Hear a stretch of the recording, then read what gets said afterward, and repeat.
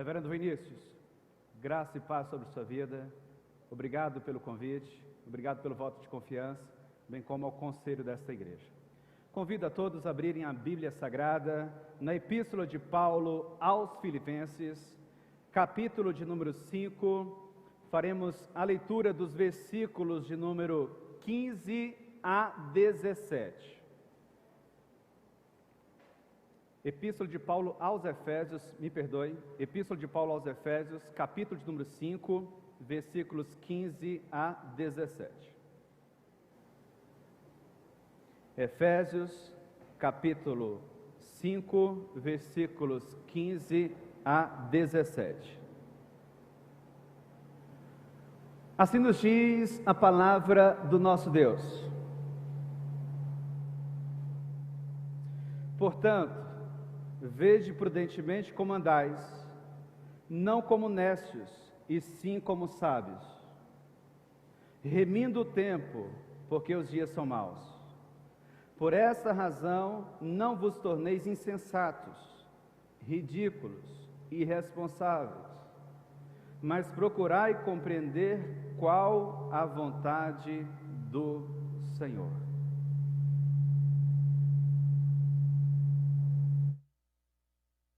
É que Deus, de uma forma muito especial, possa me usar para falar poderosamente ao teu coração. A carta de Paulo aos Efésios veio a ser conhecida na história da igreja como uma das cartas da prisão. Ao lado da carta direcionada à igreja em Filipos, a saber, a carta de Paulo aos Filipenses, a carta dirigida à igreja em Colossos, a carta de Paulo aos Colossenses e a carta dirigida a um irmão querido do apóstolo Paulo, que residia na cidade de Colossos, chamado Filemão, a saber, a carta de Paulo a Filemão. A carta aos Efésios fora conhecida, ou veio a ser conhecida, como a rainha das epístolas paulinas, datada em torno de alguma coisa entre o ano 58 a 62 do primeiro século da era cristã, durante o primeiro aprisionamento do apóstolo Paulo. Alguns temas saltam aos nossos olhos na medida em que nós mergulhamos na narrativa da carta de Paulo aos Efésios. Por exemplo, ele vai nos falar sobre o ser de Deus, sobre Cristo, sobre fé, sobre graça, sobre redenção, sobre reconciliação, sobre perdão, sobre pecado, sobre ética e outros temas importantes para a solidificação do nosso caráter cristão. Aproveitando o retorno de um irmão querido chamado Tíquico, ele vai enviar o escravo fugitivo chamado Onésimo. Tíquico, ele estava em Roma junto com Paulo, ele retorna, fazendo o percurso Éfeso-Colossos. Onésimo ficaria na cidade de Colossos e seria entregue novamente ao seu senhor, chamado Filemão. Tíquico volta com as 3 cartas, mais precisamente, Efésios, Filemão e Colossenses e Onésimo. A outra carta da prisão, Filipenses, direcionada à igreja em Filipos, ela vai ser enviada por um outro irmão chamado Epafrodito, que saíra da cidade de Filipos, alguma coisa em torno de 800 quilômetros da capital do Império Romano, Roma, levando na bagagem ofertas para custear as necessidades de Paulo, bem como um relato minucioso da atual situação da igreja em Filipos. Epafrodito retorna depois de um tempo, e Paulo aproveita a oportunidade para expressar a sua gratidão, bem como trazer algumas orientações àquela amada igreja, que veio a ser conhecida na história da igreja como a coroa da alegria do apóstolo Paulo. Em especial, a carta de Paulo aos Efésios está estruturada em torno de 6 capítulos centrais.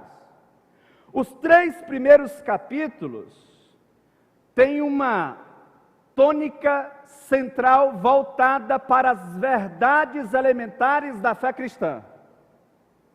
Os 3 capítulos restantes, portanto, a segunda parte, nos chama a atenção para aquelas verdades práticas, mais precisamente realçando as nossas responsabilidades enquanto cristãos.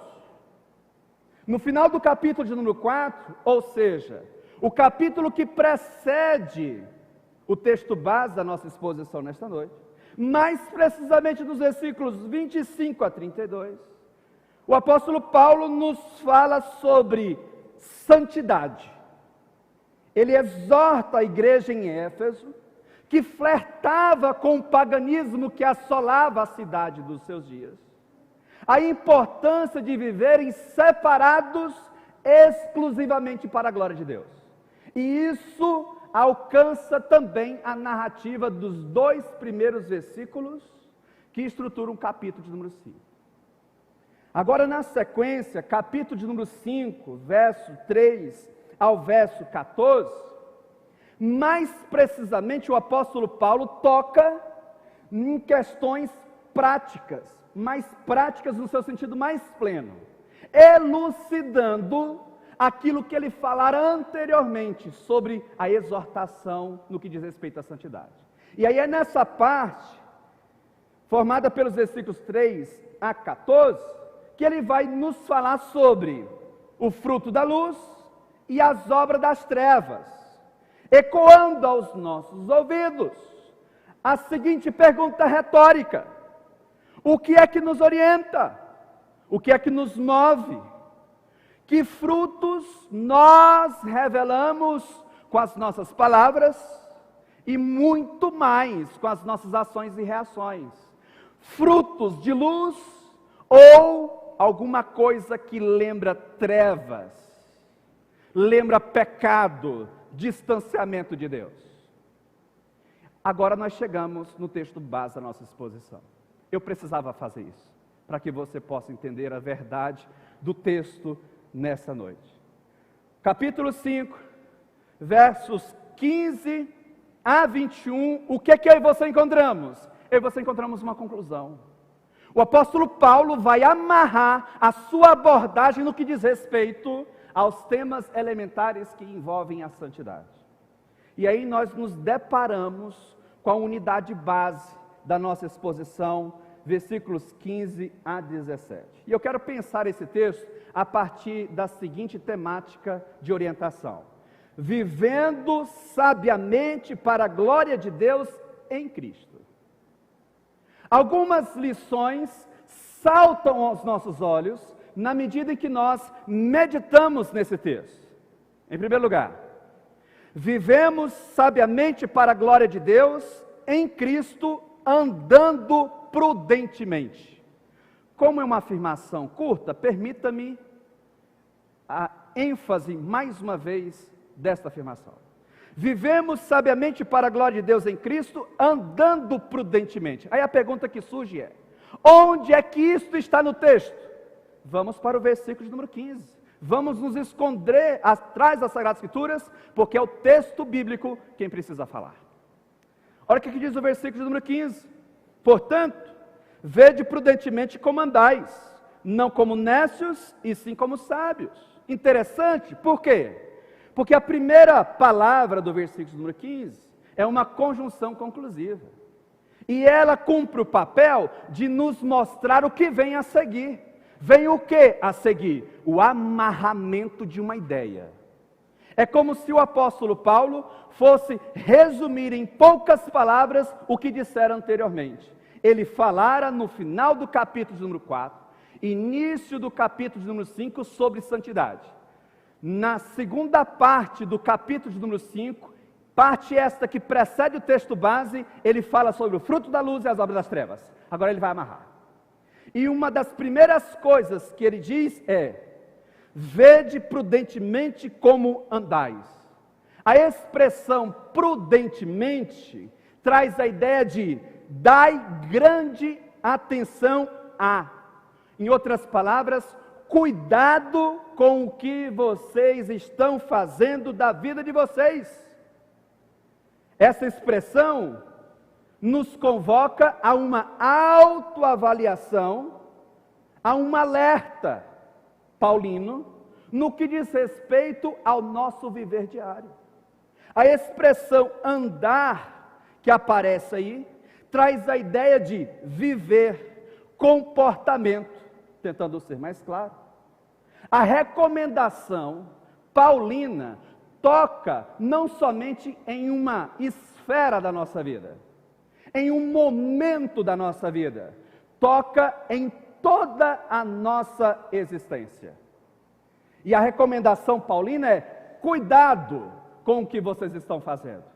Na segunda parte, ele chega até a ser um pouco duro, principalmente para esta geração na qual nós estamos inseridos, pautada pelo politicamente correto. Ele diz alguma coisa do tipo assim: não como nécios. A expressão nécios, aqui nesse texto, à luz do original, também poderia ser traduzida como ignorantes, ineptos. Vamos trazer numa linguagem mais coloquial, imaturos, tentando ser mais claro. Vede o modo como vocês estão conduzindo a vida de vocês. Vocês não podem ser nécios, vocês não podem ser imaturos, ineptos, ignorantes. Paulo, se nós não podemos ser ignorantes, nécios, imaturos, o que nós podemos ser? Sábios, disse ele. E aí eu quero fazer aqui a seguinte colocação. Ele está falando sobre prudência. Ele está falando sobre a prudência como um viver sábio que só pode ser experimentada em Cristo. Então vamos lá? Vamos tentar trazer dentro de uma linguagem mais prática? Fazer a ultrapassagem em local permitido é sinal de prudência, sim ou não? É claro que é sinal de prudência. Um marido amar a sua esposa é sinal de prudência, sim ou não? É claro que é sinal de prudência. E o contrário, é claro, pastor, é claro que é um sinal de prudência. É sinal de prudência eu e você darmos o passo que a nossa perna alcança em termos financeiros. Sim ou não? É claro que é sinal de prudência. Agora existe uma outra manifestação de prudência, que é a mais elementar de todas. E a pergunta que surge é: que manifestação de prudência é esta? Aquela que faz o indivíduo se esconder atrás das Sagradas Escrituras. É aquela manifestação de prudência que faz com que o indivíduo, alcançado pela graça de Deus, reconheça o senhorio de Cristo sobre a vida dele. Tentando ser mais claro. Um homem, uma mulher, podem ser considerados extremamente prudentes aos olhos humanos, mas extremamente imprudentes, irresponsáveis, ignorantes, ineptos, imaturos aos olhos de Deus. E aí, inevitavelmente, surge uma outra pergunta. Que pergunta é esta? O que você é? Uma pessoa prudente ou um ignorante? O que você é? Uma pessoa madura ou um nécio? O que você é? Um prudente, sábio em Cristo ou um prudente, sábio aos olhos dos homens, consequentemente fora de Cristo? Vivemos sabiamente para a glória de Deus em Cristo, andando prudentemente. E isto é impossível fora de Cristo. Então entenda nesta noite que a verdadeira manifestação de maturidade, a verdadeira manifestação de equilíbrio, só pode ser experimentada por aquele que está em Cristo Jesus. Então não importa quão boa seja a pessoa aos olhos humanos, quão equilibrada seja o fulano, a fulana aos olhos humanos, se está fora de Cristo, desfruta de um desequilíbrio elementar, que afeta toda a sua trajetória, mesmo que aos olhos humanos passe despercebido, jamais passará despercebido aos olhos de Deus. Então, se eu posso trazer uma aplicação mais prática, é esta: cuidado com o que você está fazendo. Cuidado com o que você está fazendo com a sua família. Cuidado com o que você está fazendo com seus filhos. Cuidado com o que você está fazendo com o seu trabalho. Cuidado com o que você está fazendo com a sua família. Acima de tudo, cuidado com o que você está fazendo com a sua vida espiritual. Muito cuidado.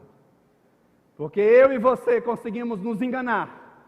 Eu consigo enganar você. Mostrar uma aparência de piedade, quando na verdade nada disso é verdadeiro. E o contrário também. Você também consegue fazer isso. Agora, diante de Deus, nós não conseguimos nos esconder. É extremamente empolgante estarmos num culto tão bem organizado como esse. Numa estrutura como esta. Numa liturgia tão equilibrada como esta.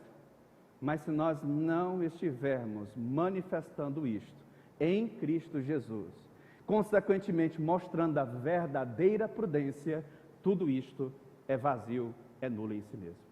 E o que é interessante é que cada um precisa dar conta de si mesmo diante de Deus. Você é responsável por suas ações. É lógico que quando eu digo que você é responsável por suas ações, não venhamos nos confundir no que diz respeito à regeneração.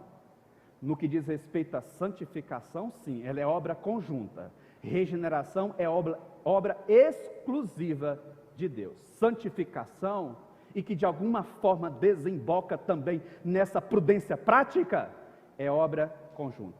Você tem responsabilidades neste processo. Vamos para a segunda lição?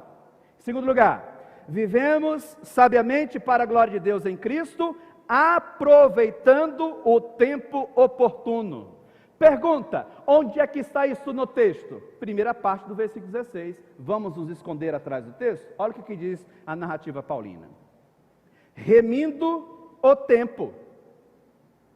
Interessante, por quê? Porque na nossa leitura, muito superficial e rápida demais, porque nós não temos tempo e a gente precisa correr, e nós precisamos avançar na nossa caminhada, porque o tempo urge, tempo é dinheiro, tempo é produção, tempo é riqueza e coisas do tipo, nós perdemos a riqueza do texto.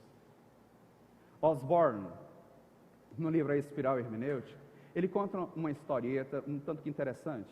Havia certo pastor que ele decidiu, é lógico, não é uma história real, é fictícia, mas ela ilustra muito bem o que eu quero realçar nessa noite. Esse pastor começou a capinar o lote da igreja. Ele começou a limpar. E aí, na medida em que ele batia a enxada no chão, algo brilhoso saltou aos seus olhos. E aquilo muito lhe chamou a atenção. E aí ele bateu com mais força. E quanto mais ele cavava, mais pedras brilhantes saltavam aos seus olhos. E aí ele foi averiguar que pedras eram aquelas. E ele constatou que eram pedras preciosas. Só que ele pôde fazer uma outra constatação. Qual? Quanto mais fundo ele cavava, mais preciosas eram as pedras. Aí ele aplica isso à interpretação das Sagradas Escrituras. Uma leitura superficial do texto bíblico, por si só, já é extremamente rica. Por quê? Porque é o texto bíblico. Mas o melhor de Deus está reservado para aqueles que se lançam no desafio de cavarem mais fundo. Remir o tempo. Remir traz a ideia de comprar de volta, pechinchar, comprar totalmente, tirando o maior proveito de tudo. Você já fez alguma pechincha? Você já foi por acaso ao supermercado comprar alguma coisa de cesta básica, alguma coisa, e você constatou que em um supermercado X estava mais caro do que no supermercado Y? E por causa disso você comprou não todos os produtos no supermercado X, mas você dividiu, comprou alguma coisa no supermercado X e outra coisa no supermercado Y. Pechinchar, comprar de volta, comprar totalmente, remir o tempo. Ao longo do tempo, a ideia passou a ser aproveitar o tempo disponível da melhor forma possível. E quando nós falamos de tempo, nós estamos falando deste período contínuo no qual os eventos se sucedem. Pergunta, meus amados irmãos, como é que eu e você podemos aproveitar o tempo oportuno? Vamos ilustrar isso para ficar bastante claro, para que ninguém saia daqui com dúvidas. Eu e você podemos aproveitar o tempo que nós temos com a família, sim ou não? Sim, é claro. Eu e você podemos aproveitar o tempo disponível que temos com os nossos amigos, sim ou não? É claro. Eu e você podemos aproveitar o nosso tempo, o tempo disponível, o tempo que Deus nos deu. Trabalhando? É claro. Mas existe uma forma básica, elementar, onde se mostra a melhor forma de se aproveitar o nosso tempo. E que forma é esta? Buscando a Deus, valorizando o Senhor, remindo o tempo. Como é que eu e você vamos remir o tempo da melhor forma possível? Priorizando mais as coisas de Deus em detrimento das coisas do mundo. A nossa geração é uma geração que, não somente a nossa, convenhamos, os problemas que marcam a nossa geração são reflexos de problemas anteriores, problemas que os profetas do Antigo Testamento, eu poderia aqui citar vários, mas os profetas do Antigo Testamento lidaram, os apóstolos do Novo Testamento lidaram. A verdade é que depois de Gênesis 3, a humanidade passou a considerar como certo o que é errado, e o errado como certo. E nós temos essa tendência. A pergunta que surge é: como é que você tem aproveitado o seu tempo? Com a sua família? Faça isso. Agora só não se esqueça de uma coisa: se você está valorizando a sua família, e Cristo não é o Senhor da sua vida, da sua família, você pode estar valorizando-a na perspectiva humana, mas não na perspectiva divina. Então tome bastante cuidado também com o que você está fazendo da sua vida. Porque o tempo é dinheiro? Não necessariamente. Para nós, o tempo é extremamente precioso. Por quê? Porque é o tempo que o Senhor fez para que eu e você venhamos viver para a glória dEle. Então, nada deve falar mais alto em nós do que a glória de Deus. Vamos aplicar, tentar ser mais claro? Vamos lá? Hoje é que dia, reverendo Vinícius? 24. Pergunta: 24 dias praticamente já se passaram. Qual foi a última vez que você leu a Bíblia esse ano?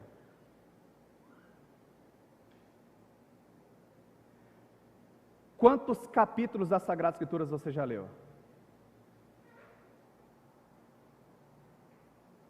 Nesse período de 24 dias, qual foi aquele dia em que você se achegou diante de Deus e se derramou diante dele por causa dos seus pecados? E você chorou diante do Senhor porque você olhou para dentro de si e viu a podridão da alma. Qual foi o último dia? 24 dias praticamente já se passaram de 2021 e muitos ainda não leram a Bíblia, não sabem o que é se consagrar, não sabem o que é dizer não ao pecado. Entenda que valorizar o tempo oportuno fora de Cristo é impossível. O modo mais apropriado de valorizarmos o tempo que Deus tem nos dado é desfrutando de momentos como este, é no nosso momento particular, é se voltando inteiramente para o Senhor. Seja no trabalho, seja cortando o cabelo, as irmãs fazendo a unha, na fila do supermercado, na fila do banco, voltando-se inteiramente para o Senhor. Um evangelho que se mostra não somente no reduto da igreja, dentro das quatro paredes, mas um evangelho que alcança todas as esferas da nossa vida, nos levando a um viver maduro, ao aproveitamento do tempo da sua melhor forma. Cuidado com o que você está fazendo. Terceiro lugar, vivemos sabiamente para a glória de Deus em Cristo, fazendo a leitura dos tempos. Onde é que está isso no texto? Versículo 16, parte B. Olha o que diz o texto. Remindo o tempo, segunda parte, porque os dias são maus. Interessante. Por que é interessante? Nós mesmos direto ou indiretamente, fazemos com que o tempo que Deus tem nos dado venha se tornar um tempo ruim.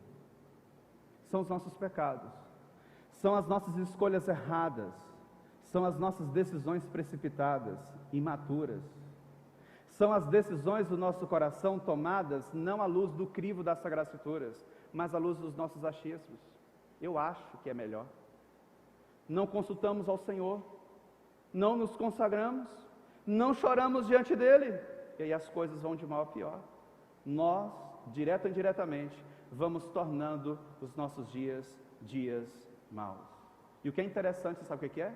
É que algumas pessoas conseguem olhar para a própria realidade e dizer, está tudo bem, quando na verdade não está tudo bem. Não vivem andando prudentemente, não aproveitam o tempo da melhor forma possível e ainda dizem estar fazendo a leitura correta dos tempos. Não estão. E longe de mim deixar transparecer a ideia de que eu estou aqui acusando alguém, longe de mim. A minha missão, o meu trabalho nessa noite é alertar para um viver mais elementar, o viver da verdade do coração de Deus para o nosso coração. À luz das cartas joaninas, são dias extremamente maus. O tempo de agora, o mundo de agora jaz no maligno. São dias marcados pela negação de Deus. São dias marcados pela predominância de uma apologia à sensualidade. São dias marcados pela avareza exacerbada. São dias marcados pela deturpação do Evangelho. São dias marcados pela propalação de tantas verdades, menos daquela que é elementar, a saber, Cristo Jesus. E os dias? São dias bons? Não são dias bons, são dias maus. Mas em meio a todas estas adversidades, eu e você podemos viver para a glória de Deus, consequentemente, vivermos sabiamente se fizermos a leitura correta dos tempos. E aí eu chamo a sua atenção para um detalhe. Você sabe por que muitos começaram conosco? Quantos não foram os amigos que começaram do meu lado? Há 13, 14, 15 anos atrás, mas abandonaram o Evangelho. Por quê? Fizeram a leitura errada dos tempos, porque olharam para a realidade não a partir dos óculos das Sagradas Escrituras, mas a partir do próprio mundo. E qual que é a leitura que poderiam ter? A não ser o atrativo das coisas mundanas. Perderam-se nos prazeres deste tempo, esquecendo-se de que o nosso prazer maior deve estar voltado para o nosso Senhor. Lá, ou para lá, devemos condicionar as nossas ações e reações. Pergunto, qual que é a leitura do tempo na sua perspectiva? Quais são as leituras da vida que orientam você? Cuidado. Lembre-se sempre de olhar a vida ao seu redor à luz das Sagradas Escrituras, porque somente assim viveremos sabiamente para a glória de Deus em Cristo Jesus. Em quarto lugar, caminhando já para o encerramento, vivemos sabiamente para a glória de Deus em Cristo, rompendo com a falta de entendimento no Senhor. Onde é que está isso no texto? Versículo 17, primeira parte. Olha o que diz o texto. Por esta razão, não vos torneis insensatos. Interessante. Por essa razão qual? Por aquilo que ele acabara de dizer. Os dias são maus. Pela necessidade de remir o tempo. Porque nós precisamos andar prudentemente. Não como nécios, mas como sábios, em especial porque os dias são maus, por essa razão. Diz o versículo 17, parte A, não vos torneis insensatos. Pergunta, o que significa a palavra insensato aqui? Uma outra possibilidade interpretativa é irresponsável. Olha o tanto que ele é carinhoso. Ele não está pautado pelo politicamente correto. Ele não tem a intenção de agradar a homens. Ele está dizendo basicamente o seguinte: olha, por causa dos dias que são dias maus, cuidado para você não ser um irresponsável na fé. Cuidado para você não ser um ignorante na fé. Cuidado, cuidado, cuidado, cuidado. Vigilância, vigilância intensa. Por quê? Porque mais cedo ou mais tarde nós estaremos diante daquele que tudo conhece, que nos conhece melhor do que nós mesmos. Vivemos sabiamente para a glória de Deus em Cristo, rompendo com a falta de entendimento no Senhor. A expressão insensato aqui também nos permite a tradução falta de entendimento, ignorância, imprudente, alguma coisa desse tipo. Pergunta: aos olhos humanos você é uma pessoa sensata, sim ou não? Aos olhos humanos você é uma pessoa insensata, sim ou não? Entenda uma coisa: a sua primeira preocupação não é aos olhos dos homens, é aos olhos de Deus. Então se pergunte: como Deus me vê? Em Cristo. Como Deus nos vê? Lembremos-nos de uma coisa: de fato e de verdade, para aqueles que estão em Cristo já não há mais nenhuma condenação. Romanos 8:1. 1 João nos diz que se nós confessarmos os nossos pecados, Ele é fiel e justo para nos perdoar os pecados e nos purificar de toda injustiça. Ok, excelente. Mas na carta de Paulo aos Romanos, nós somos informados de que nós estamos debaixo da graça, e isso não significa liberdade para viver na prática desagrada do pecado. Então, mais uma vez, cuidado com o que você está fazendo na sua vida. Mais importante do que sermos sábios aos olhos dos homens, é preciso que eu e você tenhamos uma preocupação mais elementar aos olhos de Deus. Pergunta: quem é você diante de Deus? Quem é a sua família diante do Senhor? Em quinto lugar, encerrando, vivemos sabiamente para a glória de Deus em Cristo, compreendendo a vontade de Deus. Onde é que está isso no texto? Versículo 17, segunda parte. Olha o que diz o texto: mas procurai compreender qual a vontade do Senhor.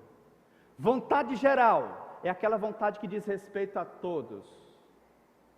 Vontade específica, particular, é aquela vontade que diz respeito à nossa vida no seu sentido mais pleno. Existem outras manifestações de vontade numa perspectiva teológica, mais precisamente da teologia sistemática, sim, existe, mas por agora, só isso. Está de bom tamanho. Vontade geral, aqui eu estou traduzindo ou dando a ênfase de uma vontade que diz respeito a todos. Vontade particular, eu estou aqui dando o sentido em torno dessa expressão de particularidades da nossa vida. Pergunta: como é que eu compreendo qual que é a vontade de Deus para o mundo à minha volta? Como é que eu compreendo a vontade de Deus para a minha vida no seu sentido mais particular? Vivendo sabiamente para a glória de Deus. E como é que eu vivo sabiamente para a glória de Deus? Inevitavelmente os pontos anteriores. Vivemos sabiamente para a glória de Deus em Cristo, andando prudentemente, aproveitando o tempo oportuno, fazendo a leitura dos tempos, rompendo com a falta de entendimento no Senhor. Pergunta: qual que é a vontade de Deus para a sua vida hoje? Qual que é a vontade de Deus para a sua vida de agora em diante? O que passou, passou.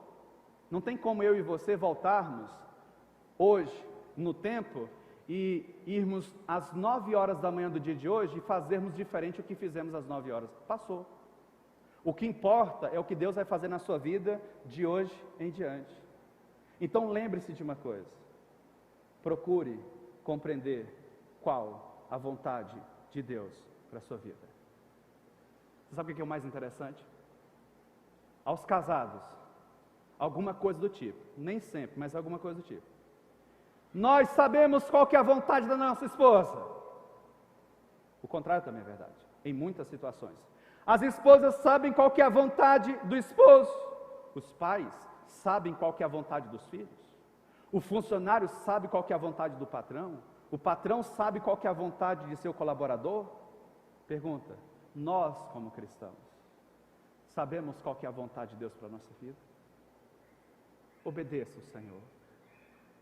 Obedeça a Deus.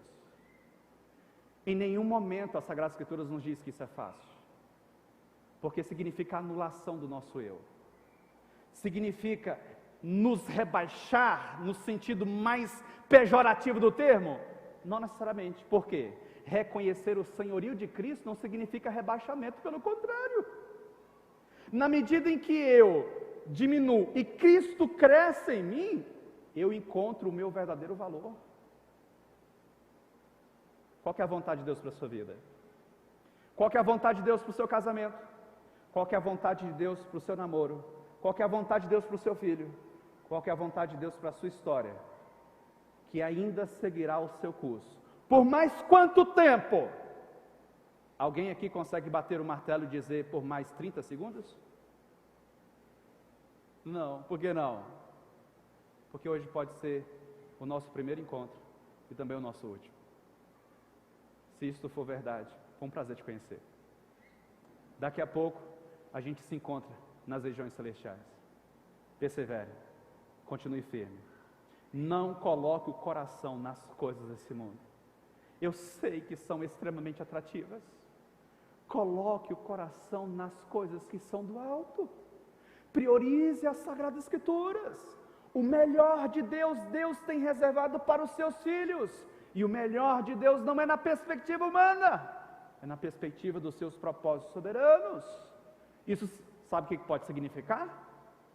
Uma dor, uma tristeza, uma angústia de alma. Mas como bem disse o apóstolo Paulo em Romanos capítulo 8, versículos 28 e 29, todas as coisas cooperam para o bem daqueles que amam a Cristo Jesus. E o que é o bem naquele texto? Pode ser uma dor terrível na nossa alma. É o bem para a nossa vida. E o bem maior, forjar em nós o caráter de Cristo Jesus. O bem maior, forjar o caráter de Cristo Jesus em nós, para que isto ocorra, Deus pode permitir que o mal bata a porta da nossa casa. Que Deus tenha misericórdia da nossa vida, que Deus nos guarde, que Deus nos proteja. Qual que foi o tema da exposição nessa noite? Vivendo sabiamente para a glória de Deus em Cristo. Algumas lições importantes. Em primeiro lugar, vivemos sabiamente para a glória de Deus em Cristo, andando prudentemente. Em segundo lugar, vivemos sabiamente para a glória de Deus em Cristo, aproveitando o tempo oportuno. Em terceiro lugar, vivemos sabiamente para a glória de Deus em Cristo, fazendo a leitura dos tempos. Em quarto lugar, vivemos sabiamente para a glória de Deus em Cristo, rompendo com a falta de entendimento no Senhor. E em quinto lugar, vivemos sabiamente para a glória de Deus em Cristo, compreendendo a vontade de Deus. Vamos orar? Vamos falar com o Senhor. Ó Deus, a Tua palavra é extremamente rica, Senhor. Perdão, Senhor, se não fora exposta da forma como deveria. Sem dúvida, ó Deus, muitas verdades ficaram para trás, por causa da riqueza do texto. Mas aprove ao Senhor, nos Teus propósitos soberanos, a anunciação daquilo que foi exposto. Complemente essas verdades ao coração de todos, Senhor. Nos ajuda a vivermos sabiamente para a glória do Senhor. Não nos permita, Senhor Deus, aderirmos à inversão de valores morais, espirituais, sentimentais que assolam os nossos dias. Que sejamos orientados por um viver sábio, não aos olhos dos homens, mas aos olhos do Senhor. Mais cedo ou mais tarde, nós estaremos diante de Ti. Quando este glorioso dia chegar, nós não venhamos nos envergonhar, mas nos alegrar com o Senhor.